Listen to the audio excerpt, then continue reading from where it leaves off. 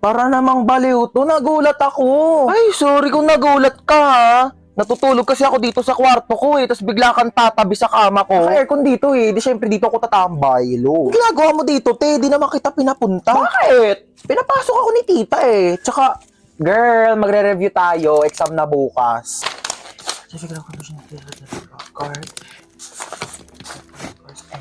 Lulu, feeling show.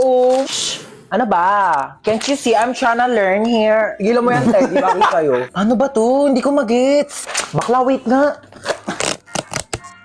Nagugutom ako, te. Ano bang pwedeng kainin dito?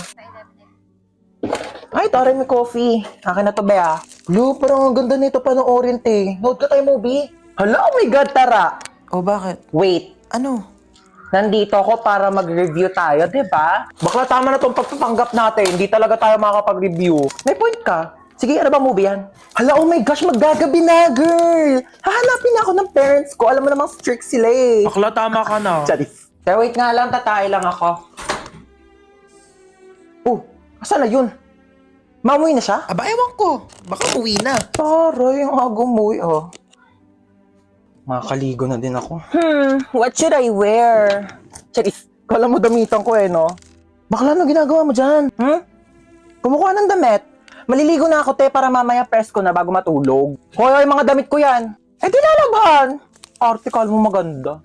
Ay, te, arborin ko to Ganda na ito. Bagay to sa akin. Hindi kasi ito bagay sa'yo, kaya akin na lang. Ano, masarap? Sarap talaga na ito, tita. Ito na talaga yung favorite ulam ko. Favorite pagkain ko sa lahat in the whole universe and in the planet and our planet Earth and everything in the world. Nagluluto nga lang siya ng ganito pag nandito ka Siyempre, ako yung favorite child Di ba tita kang favorite na anak? True. Mahilig kasi si tita sa maganda. Pangit ka kasi. Uy, tita, lutuan mo ko adobo bukas Ay, oo naman. Taray, nandito pa din siya bukas Wala kang bahay, be? Meron. Dito sa bahay nyo.